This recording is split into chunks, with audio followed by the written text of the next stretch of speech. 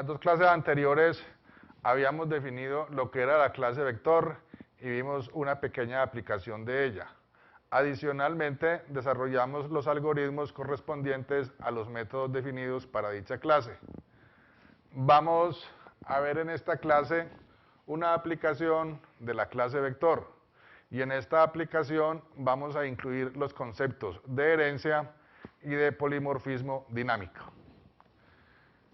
En los lenguajes de programación se definen variables de tipo entero que tienen cierta limitación en su capacidad.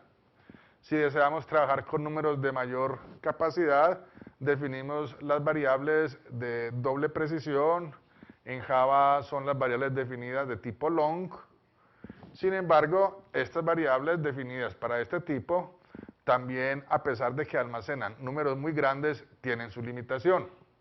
Vamos a considerar el caso en que se desean manejar números enteros supremamente grandes, es decir, números que tengan 1000 dígitos, 2000 dígitos, etc. Ninguno de los tipos que se definen en los lenguajes de programación tiene la capacidad de almacenar dichos números. Vamos entonces a hacer uso de un vector para almacenar dichos números. Si nosotros consideramos el número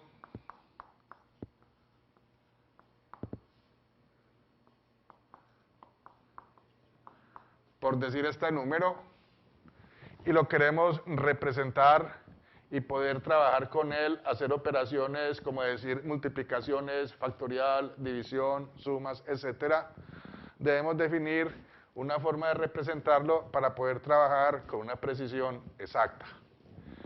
El número que tenemos acá colocado como ejemplo tiene 3, 6, 9, 12, 15, tiene 16 dígitos.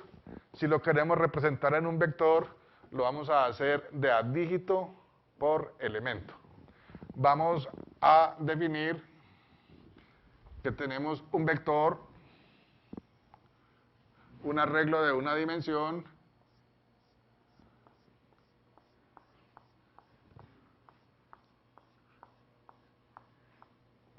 y que este arreglo pues tiene una capacidad de almacenar 20 elementos. Vamos a ver entonces cómo representar ese número que tenemos ahí, almacenando cada dígito en un elemento del vector. Entonces, vamos a hacerlo de derecha a izquierda. O sea, el dígito menos significativo lo almacenamos en la última posición del vector. Y de ahí para atrás, 849717, 070, 034, 5726. Y estas que serán las posiciones más hacia la izquierda del número, pues las tenemos en 0. Aquí el dígito más significativo comienza en la posición 5 del vector, entonces en la posición 0 vamos a decir hasta cuál posición del vector hay ceros. El hecho de que en la posición 0 de V haya un 4 significa que el número que se está representando comienza en la posición 5. Esa es la forma como vamos a representar los números enteros con muchos dígitos en un vector. Recordemos que en la clase vector, en la posición 0 del arreglo V, lo que manejamos es el número de posiciones utilizadas. Acá, en esta utilización de la clase vector, en la posición 0 lo que vamos a manejar es hasta cuál posición los datos son 0 en el vector. O sea que si inicialmente tenemos definido un vector en general, digamos de n elementos, inicialmente en la posición 0 vamos a tener n, indicando que los n primeras posiciones del vector son 0.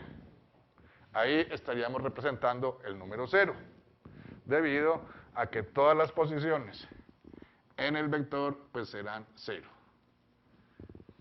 Esa es la forma como vamos a representar los números enteros en un vector. Vamos entonces a definir una clase. Esa clase la vamos a definir derivada de la clase vector que ya tenemos definida.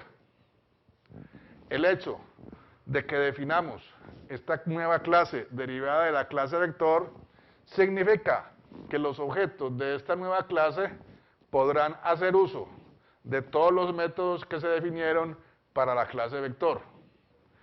En nuestro ejemplo, vamos a colocar aquí, vamos a definir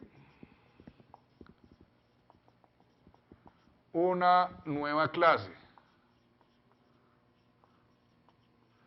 Esa nueva clase vamos a definirla derivada de la clase vector que ya tenemos definida. Digamos que la nueva clase la llamaremos alta precisión. Entonces, la clase vector en general se denomina, se dice que esta es la clase base. Y la clase que es definida como derivada se dice que es la clase derivada. Entonces, para nuestro ejemplo, la clase derivada la llamamos alta precisión y la clase base se denomina vector. Vamos entonces a definir el prototipo para la clase alta precisión y luego abordaremos cada uno de los métodos que se han definido para la clase derivada. Esa capacidad que tienen los objetos de la clase derivada de hacer uso de los objetos de la clase base es lo que se denomina herencia.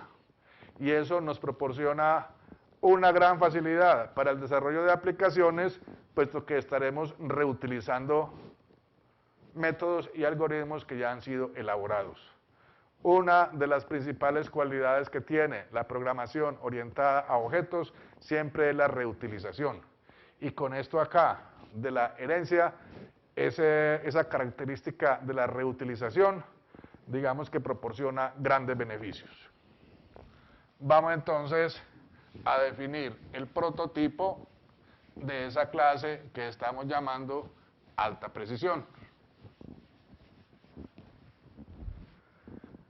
Comencemos entonces, digamos, vamos a definir clase alta precisión y digamos que es derivada de la clase que llamamos vector. Habrá situaciones en las cuales las clases derivadas tengan más atributos privados que en la clase base. Sin embargo, para nuestro ejemplo, los atributos privados de la clase base serán los mismos que de la clase derivada. O sea, los atributos de la clase alta precisión, los atributos privados, son exactamente los mismos que los atributos privados definidos en la clase vector. Por consiguiente, pasamos a definir lo que es público. En público vamos a definir el constructor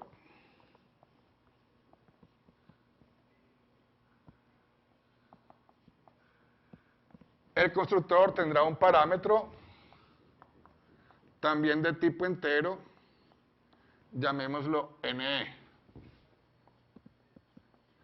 Este es el constructor.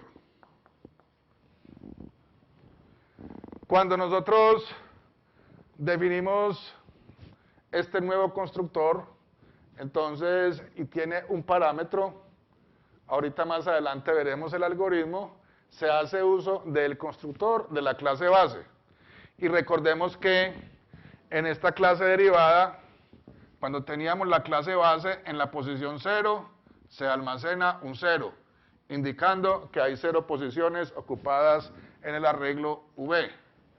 Cuando se trata de la clase derivada, acá en la posición 0 vamos a tener ese el valor de n, es decir, la capacidad que tiene el vector, el arreglo V. Si nosotros tenemos objetos de la clase alta precisión, ¿qué es lo que nos interesa? Nos interesará manipular números enteros, o sea, nos interesará un método para sumar números enteros bajo esa representación, restarlos, multiplicarlos, dividirlos, el módulo, el factorial, potenciación, máximo común divisor, mínimo común múltiplo, etc. Todas las operaciones que se efectúan con enteros. Entonces, definamos un método que retorne un objeto de la clase de alta precisión. Ese método lo llamamos suma y tendrá como parámetro otro objeto de la clase alta precisión, el cual estamos llamando B. Entonces, cuando se invoque el método suma, será un objeto de la clase precisión el que invoca el método suma. Se le envía como parámetro otro objeto de la clase precisión. Nuestro método que llamamos suma efectuará la suma del objeto que invocó el método con el objeto enviado como parámetro. Y el resultado será un nuevo objeto de la clase alta precisión, el cual tendrá el resultado de esa suma. De una manera similar, pues definimos métodos para la resta. En la resta, el objeto que invoca el método será el minuendo y el objeto enviado como parámetro pues será el sustraendo. Igualmente nos interesará multiplicar, llamémoslo multiplica, tendrá como parámetro otro objeto de la clase alta precisión y el resultado será un nuevo objeto de la clase alta precisión que tendrá el resultado de multiplicar el objeto que invocó el método con el objeto enviado como parámetro.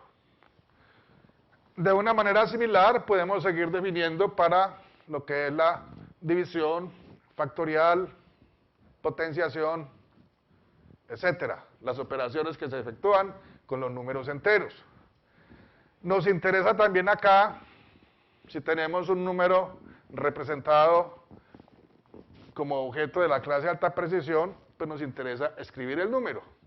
Vamos entonces a definir un método. Ese método, llamémoslo muestra datos. Recordemos que en la clase vector tenemos definido un método que se llama muestra datos. En la clase vector, los objetos de la clase vector en la posición 0 tienen un entero, digamos que sea 4. El hecho de que en los objetos de la clase vector en la posición 0 haya un 4 significa que en ese vector se están utilizando las primeras 4 posiciones del arreglo V. O sea que cuando se invoca el método muestra datos, se escribirán únicamente los primeros 4 datos. En la clase de alta precisión, en la posición 0 hay un valor distinto. Si hay un 4, ¿qué significa ese 4? Significa que las primeras 4 posiciones son 0 y que a partir de la posición 5 se encuentra el número que se está representando. O sea que muestra datos para objetos de la clase alta precisión significa que va a escribir todos los datos que hay a partir de la posición 5. Entonces, ojo, en la clase vector tenemos un método que se llama muestra datos. Acá, en la clase derivada, tenemos un método que también se llama muestra datos. Tienen exactamente el mismo nombre. ¿Cómo funciona? Cuando usted esté trabajando con objetos de la clase alta precisión, si un objeto de la clase alta precisión invoca el método muestra datos, entonces va a ejecutar el algoritmo correspondiente al muestra datos de la clase alta precisión. Pero si usted está trabajando con objetos de la clase vector y un objeto de esos invoca el método muestra datos, entonces ejecutará el método muestra datos que se definió en la clase vector. Y esa decisión la toma el programa en tiempo de ejecución. En tiempo de ejecución es el momento en el cual identifica cuál es el muestra datos que debe ejecutar. Si es el muestra datos correspondiente a la clase base o si es el muestra datos correspondiente a la clase derivada. Entonces, esa característica de él identificar cuál de los dos métodos es el que ejecuta es lo que se conoce como polimorfismo dinámico. O sea, nosotros cuando definimos la clase vector, nosotros habíamos hecho uso de una clase de polimorfismo. Teníamos dos métodos con el mismo nombre. La diferencia entre esos dos métodos es que el uno tenía dos parámetros y el otro tenía un parámetro. Entonces, con base en el número de parámetros que se envíen en la invocación del método, el tipo sabe cuál de los dos ejecutar. En este caso, tenemos nuevamente dos métodos con el mismo nombre. Ninguno de los dos tiene parámetros. ¿Cuál es la diferencia? La diferencia es que uno pertenece a la clase base y otro pertenece a la clase derivada. Entonces será en tiempo de ejecución el momento en el cual él identifique cuál método utilizar de acuerdo al objeto que esté llamando ese método. Si el objeto que invoca el método es de la clase base, ejecuta el algoritmo correspondiente a la clase base. Si el objeto que invoca el método pertenece a la clase derivada, entonces ejecuta el método correspondiente a la clase derivada. Adicionalmente, vamos a definir otro método que se llama actualiza número de dígitos. ¿Qué es lo que hace este método que estamos llamando actualiza número de dígitos? Fijémonos en una cosa. Cuando nosotros tenemos representado un número entero como objeto de la clase alta precisión, nosotros podemos identificar que el número de dígitos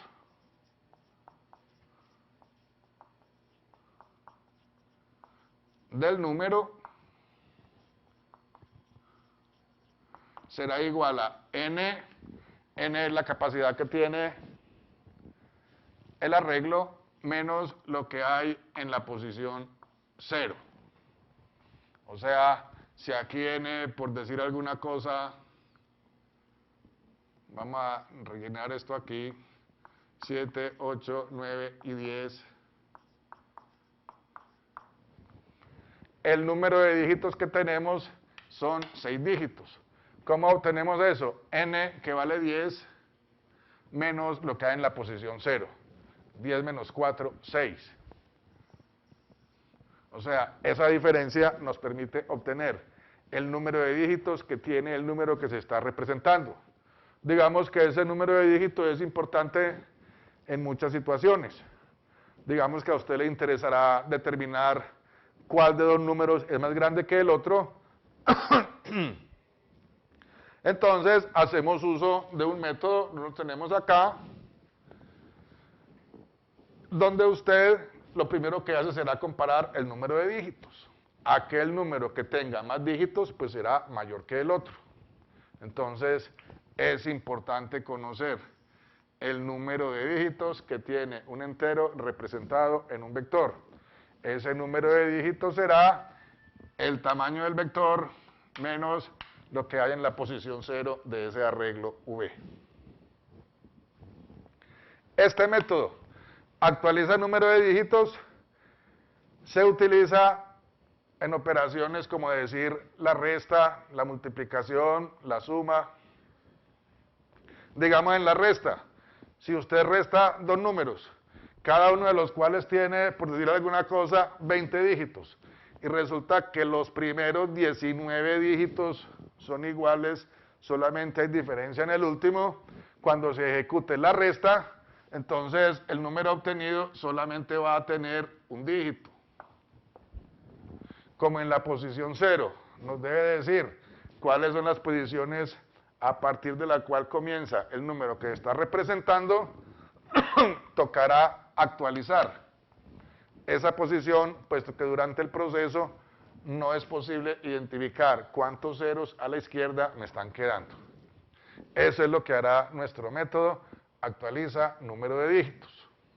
Entonces digamos que aquí pues usted podrá seguir definiendo métodos, un método que compare dos números, potenciación, factorial, etc. A modo de ejemplo, dejémoslo hasta acá. Entonces, resumiendo, aquí tenemos definida una clase derivada de otra. Ahí estamos presentando el concepto de herencia. Recuerde que los objetos de la clase derivada podrán hacer uso de todos los métodos que se definieron en la clase base. Y estamos también presentando el concepto de polimorfismo dinámico con este método que estamos llamando muestradatos. Recuerde que en la clase base también definimos un método con ese mismo nombre. Vamos entonces a ocuparnos de los algoritmos correspondientes a algunos de esos métodos que hemos definido. Comencemos con el constructor. Recordemos que para la clase vector nosotros definimos un constructor que se llamaba vector. Cuando nosotros vamos, la diferencia que hay entre el constructor de la clase vector y el constructor de esta clase alta precisión, que es la clase derivada, la única diferencia está en la posición 0 de ese vector V. Entonces, el algoritmo correspondiente, digamos, algoritmo para el constructor. Nuestro constructor se llama alta precisión. Tiene como parámetro un dato que estamos llamando NE. Entonces, este algoritmo, para el constructor, lo que hará será invocar el constructor de la clase base. ¿Cómo invoca el constructor de la clase base?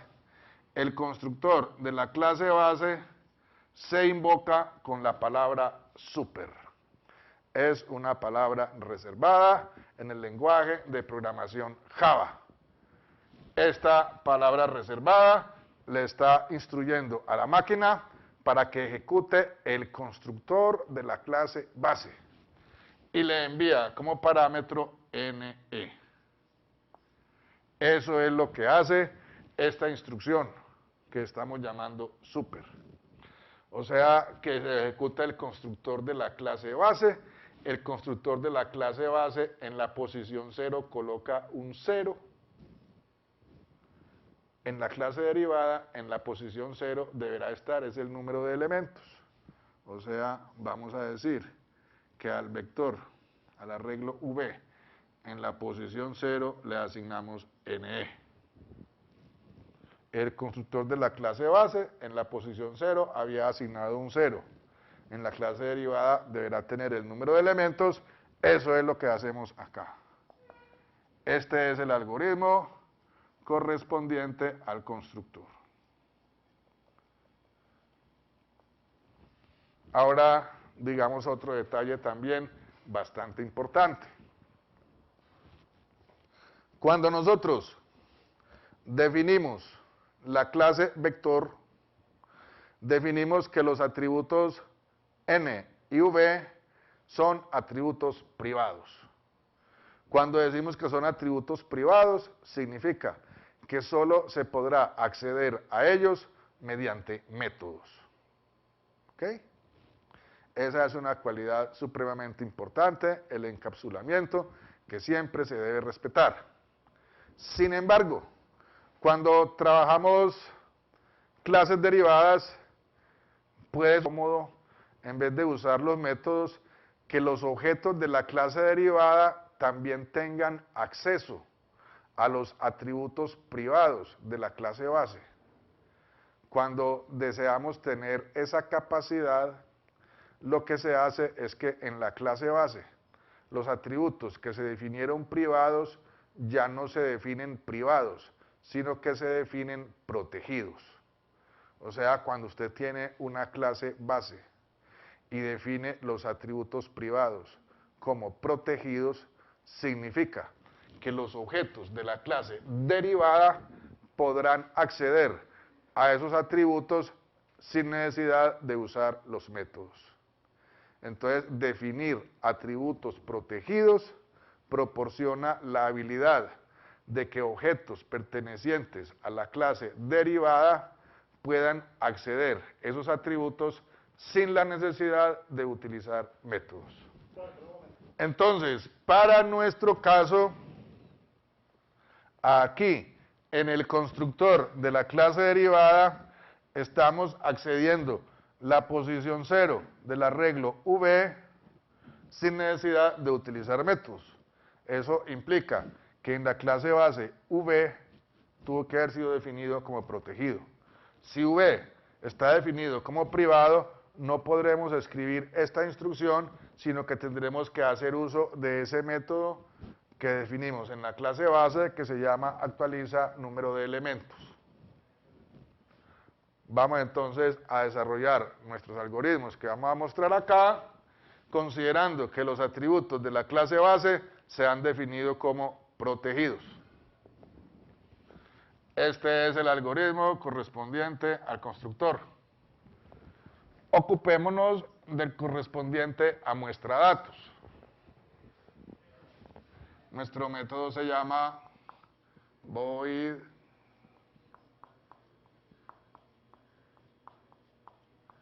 muestradatos.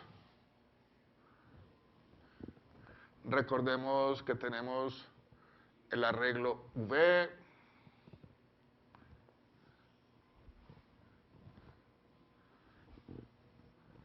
este es un objeto, digamos el objeto A,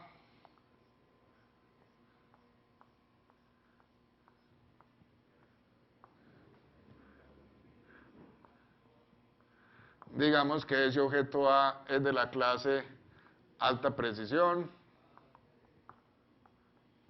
digamos que tenemos almacenado el número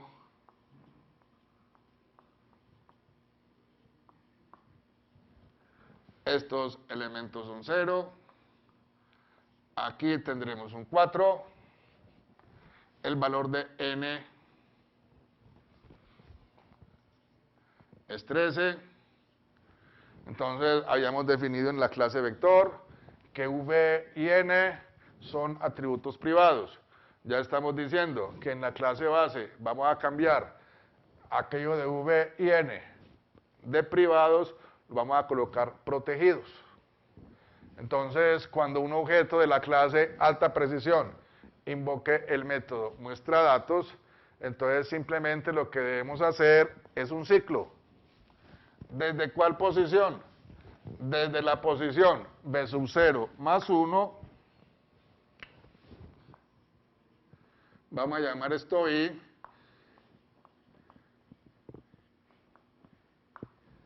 que es b sub 0 más 1. Entonces, nuestro método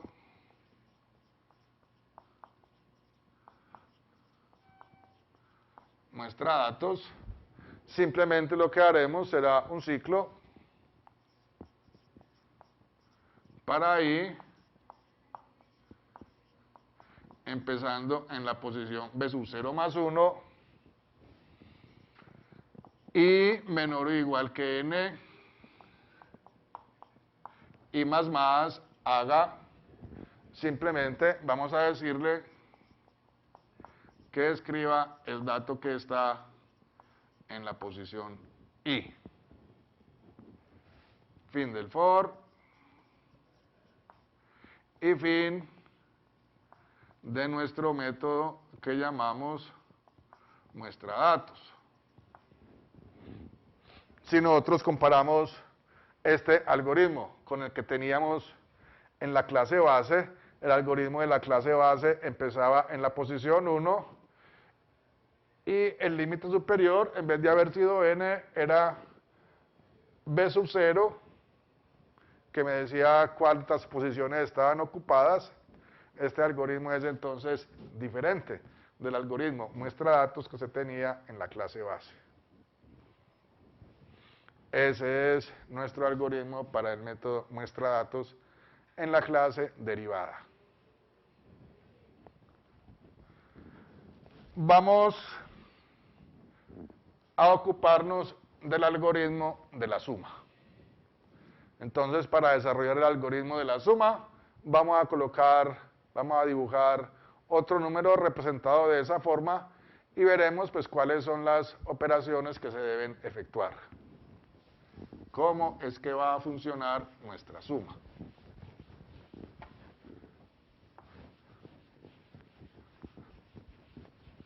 Recordemos que estamos sumando enteros y que supongo que todos sabemos cómo se suman números enteros. Aquí la diferencia estará, digamos que, en la representación. Tenemos aquí otro objeto, llamémoslo el objeto B. Este objeto B pues tiene su correspondiente arreglo V y su correspondiente N.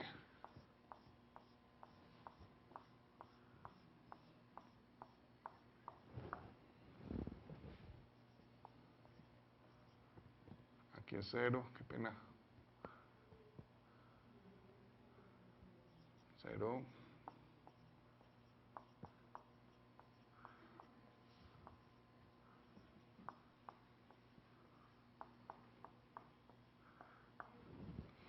En este objeto B, el valor de n pues es 17.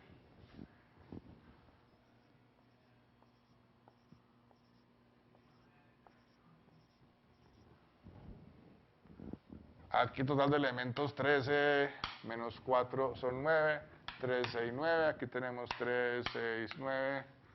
Pongámosle otros dos más. O sea, este valdrá 6. Esto sea 0.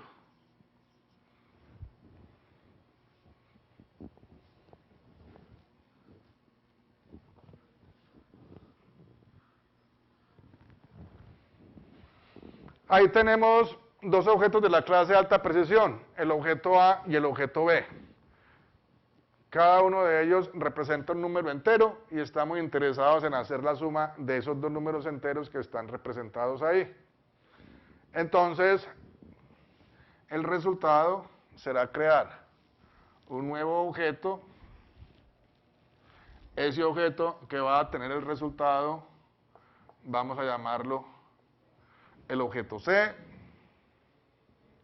El objeto C pues va a tener su correspondiente arreglo V y va a tener su correspondiente N.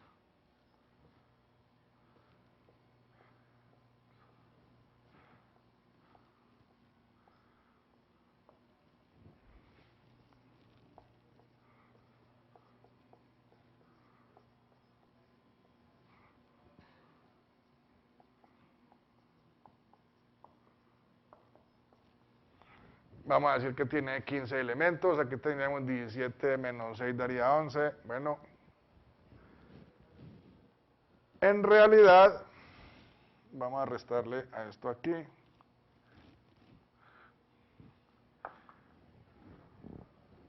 Si nosotros queremos sumar esos dos números, entonces fijémonos acá. El número de dígitos del objeto A es 13 menos 4, o sea, tiene 9 dígitos. El número de dígitos del objeto B es 17 menos 6, tiene 11 dígitos. Cuando usted suma dos números, el resultado de sumar dos números, por grandes que sean, en el peor de los casos dará un dígito más que el mayor de los dos sumandos. O sea que este objeto C, el máximo número de dígitos que podrá tener será 12. Estamos sumando este que tiene 11 dígitos con uno que tiene 9 dígitos. El resultado no podrá tener más de 12 dígitos. O sea que el objeto resultante lo vamos a definir con tamaño 12.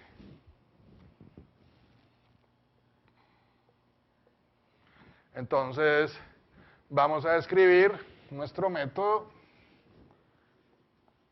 Nuestro algoritmo va a retornar un objeto de la clase alta precisión. El método lo llamamos suma. Tiene como parámetro un objeto de la clase alta precisión que estamos llamando B.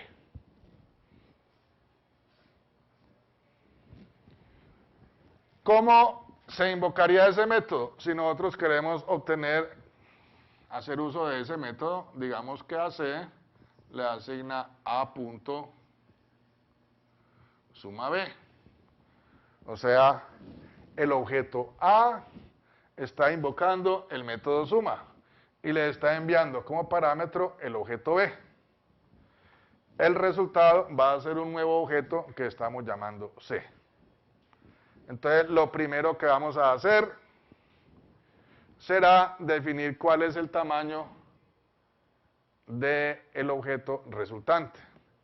Para definir el tamaño del objeto resultante, vamos a decir que número de dígitos del objeto A, número de dígitos del objeto A, pues sería el tamaño del vector,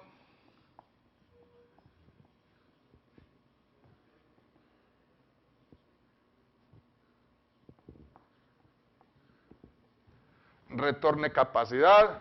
Cuando decimos retorne capacidad, entonces n quedará valiendo 13 y le restamos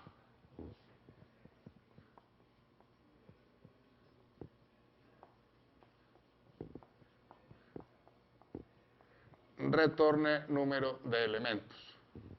Recordemos que esos dos métodos, retorne capacidad y retorne número de elementos, fueron definidos en la clase base. Estamos haciendo uso de dos métodos que pertenecen a la clase base. Y vamos a definir que el número de dígitos de B será B punto retorne capacidad menos B punto retorne número de elementos. O sea, el objeto B está invocando retorne capacidad. Cuando aquí ejecutamos la primera instrucción, el número de dígitos de A será 13 menos 4, 9. Cuando aquí ejecutemos la segunda instrucción, n de B, el número de dígitos es 17 menos 6, 11. Ahí hemos obtenido el número de dígitos del objeto A y el número de dígitos del objeto B. Fijémonos también, a modo de repaso, que en la primera instrucción el método retorne capacidad y el método retorne número de elementos no está precedido de ningún objeto. ¿Qué significa eso? Significa que esos métodos actúan sobre el objeto que invocó el método el objeto que invocó el método es el objeto A, o sea que en esta primera instrucción será ese objeto el que invoca retorne capacidad y el que invoca retorne número de elementos. Teniendo definidos el número de dígitos de cada uno de los números a sumar, procedemos a crear el nuevo objeto C. Vamos a decir que definimos una variable que llamamos C,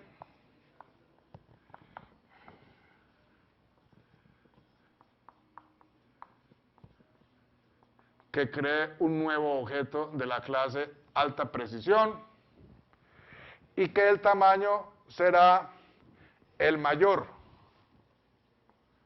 Hagamos uso de un método que se llame mayor entre el número de dígitos de A y el número de dígitos de B más 1. Esa es la forma como vamos a definir el objeto donde se almacena el resultado. Será el mayor entre los números de dígitos de ambos números más 1. Ya hemos visto por qué se define de ese tamaño. ¿Qué más vamos a hacer? Tenemos que recorrer. Para nosotros sumar, siempre lo empezamos haciendo con los dígitos menos significativos. O sea, tenemos que utilizar una variable para recorrer el objeto A de derecha a izquierda y otra variable para recorrer el objeto B también de derecha a izquierda. A medida que los vamos recorriendo en forma simultánea, sumamos los dígitos que hay en esas posiciones. En nuestro ejemplo, 6 más 9 dará 15. Como estamos almacenando un dígito por elemento, entonces de este resultado separamos el último dígito. El último dígito es el que vamos a llevar a esta posición. Vamos a llamar esta la posición K. Y el 1 nos va a quedar como acarreo. O sea que cuando nos pasemos, nos volvamos con la I y con la J, sumaremos el acarreo 1, más 1, 2, más 9, 11. Obtenemos un 11. O sea, separamos el último dígito y llevamos el acarreo. Nos volvemos con la I, con la J y con la K. Entonces, vamos a hacer una cosita acá para ahorrar escribir tanto. Cambiemos esta instrucción. Vamos a decir más bien que nuestra variable K le asignamos el mayor entre el número de dígitos de A y el número de dígitos de B más 1. Y definimos alta precisión C, que sea un nuevo objeto de la clase alta precisión y le enviamos como parámetro K. Entonces nuestra variable K ya está ubicada en la posición 12. Necesitamos la variable I, la variable J. Digamos entonces que la variable I es igual a retorne capacidad.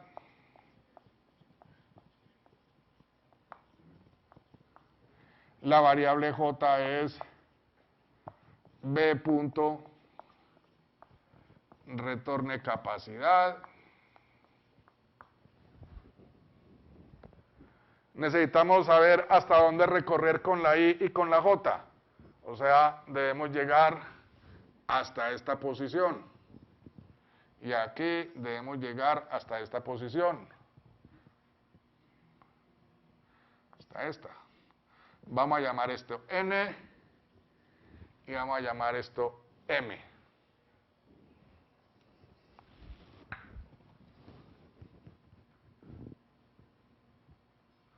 Pongámoslo mejor hasta la anterior. Este será M y este será N. ¿De dónde obtenemos los valores de M y N? La posición 0 de el arreglo nos da esa información. ¿Cómo se accede a esa información? A través del método número de elementos que fue definido en la clase base. Vamos a decir entonces que a M le asigna número de elementos y vamos a decir que a N le asigna B punto número de elementos. Entonces ya sabemos, la I vamos a recorrer de izquierda a derecha, perdón, de derecha a izquierda, la J también de derecha a izquierda. Cuando la J sea igual a la N, significa que terminó de recorrer este número. Cuando la I sea igual a la M, significa que terminó de recorrer este otro número. Adicionalmente, necesitamos el acarreo. Utilizamos una variable, la llamamos acarreo, la cual la inicializamos en 0. Entonces, planteamos nuestro ciclo. Nuestro ciclo será, mientras la I sea mayor que la M y la J sea mayor que la N, haga. ¿Qué es lo que vamos a hacer? Simplemente vamos a sumar el dato que está en la posición I del objeto A con el dato que está en la posición J del objeto B, y el resultado de esa suma separamos el último dígito que se almacenará en la posición K. Entonces vamos a utilizar una variable S. Esa variable S va a contener esa suma, o sea, hacemos uso del método definido en la clase base. Ese será dato en posición I más B punto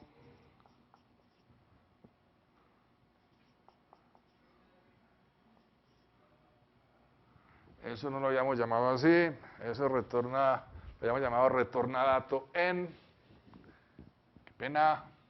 Entonces ese será retorna dato en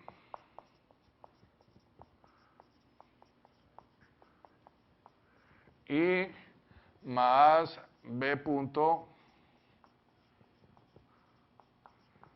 retorna dato en J más el acarreo. Entonces cuando efectuamos esta suma, el dato en la posición I es 6, el dato en la posición J es 9, el acarreo empezó valiendo 0, S queda valiendo 15. ¿Qué es lo que tenemos que hacer con ese resultado? Tenemos que separar el último dígito, y el último dígito lo guardamos en la posición K del objeto C. O sea, vamos a decir que el objeto C invoca el método asigna dato. El dato será, ¿cómo hacemos para separar el último dígito? Fijémonos, si nosotros tenemos 15 y lo dividimos entre 10, el resultado es 1 y el residuo es 5. O sea que vamos a tomar S módulo 10, ese módulo 10 es 5, el residuo de la división entera, y lo almacenamos en la posición K del objeto C. Y al acarreo le asignamos S dividido 10. S dividido 10, 15 dividido 10 da 1, división entera. Hemos efectuado la suma, hemos separado el último dígito y lo hemos guardado en la posición que le corresponde. Hemos recalculado el acarreo, o sea, nos regresamos con la I, nos regresamos con la J y nos regresamos con la K.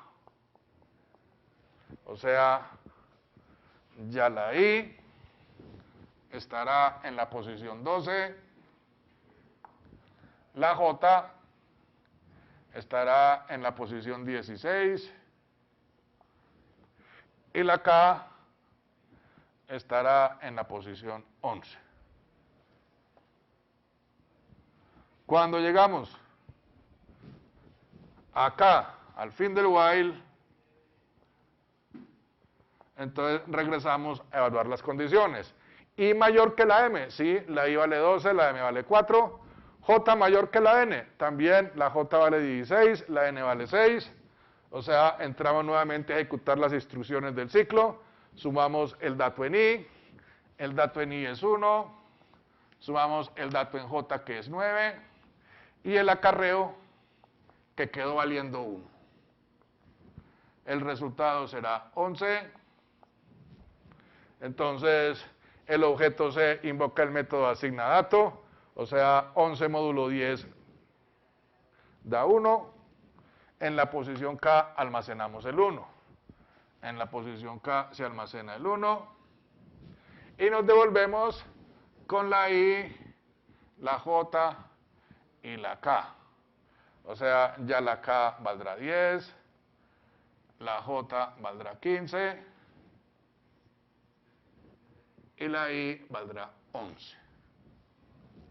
Nuevamente la I es mayor que la M, la J es mayor que la N, entonces sumamos 3 más 9, 12, el acarreo que venía siendo 1, lo almacenamos en la posición K, y así sucesivamente nos venimos sumando.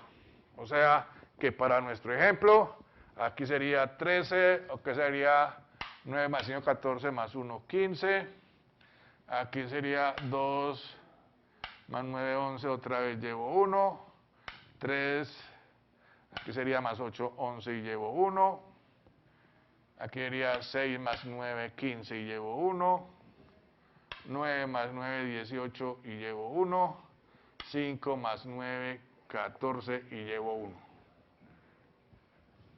Si no me equivoqué, eso es lo que viene dando la suma. Aquí tendríamos 3, 6, 9, aquí viene la J y aquí está la I. Cuando llegamos a este sitio, esto no tiene cara de estar bueno, 6 más 9, vamos a ir señalando, 6 más 9, 15 y llevo 1. 2 más 9, 11 y llevo 1. 4 más 9, 13 y llevo 1. 6 más 9, 15 y llevo 1. 2 más 9, 11 y llevo 1. 3 más 8, 11 y llevo 1. 6 más 9, 15 y llevo 1. 9 más 9, 18 y llevo 1. 5 más 9, 14 y llevamos 1. Vamos bien. Entonces, en este punto, I mayor que la M, I mayor que la M, no, son iguales. O sea, la primera condición es falsa, se sale del ciclo. Pero ¿qué falta? Tenemos que terminar de recorrer el otro sumando, efectuando las operaciones con el acarreo que se trae. Vamos a escribirlo aquí de una vez. Vamos entonces a considerar que mientras la J sea mayor que la M, haga, decimos que el valor de S será B punto retorna dato en J más el acarreo. En nuestro ejemplo el acarreo viene valiendo 1, o sea 9 más 1, 10. Aquí apuntamos el 0 y llevamos 1. 9 más 1, 10. Apuntamos el 0. La J queda acá. Y el acarreo sigue siendo 1. Entonces, en este ciclo con el cual terminamos de recorrer el objeto B, pues las operaciones serán las mismas. El objeto B invoca el método asigna dato. le separamos el último dígito, ese módulo 10, y lo almacenamos en la posición K. Le restamos 1 a la J y le restamos 1 a la K. Y fin del while. Fijémonos que en nuestro ejemplo se terminó de recorrer primero el vector correspondiente al objeto A que el vector correspondiente al objeto B.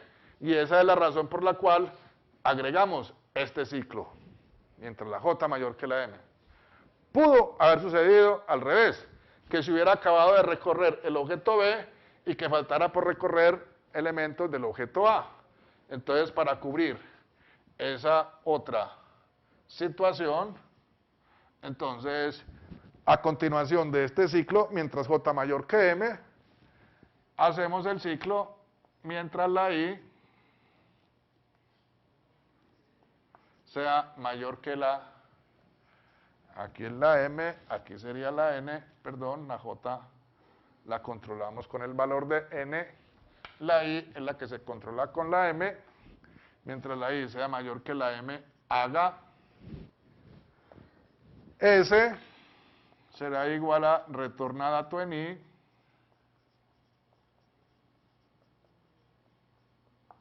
más el acarreo. El objeto C invoca el método asigna dato. El dato es el módulo de S dividido 10.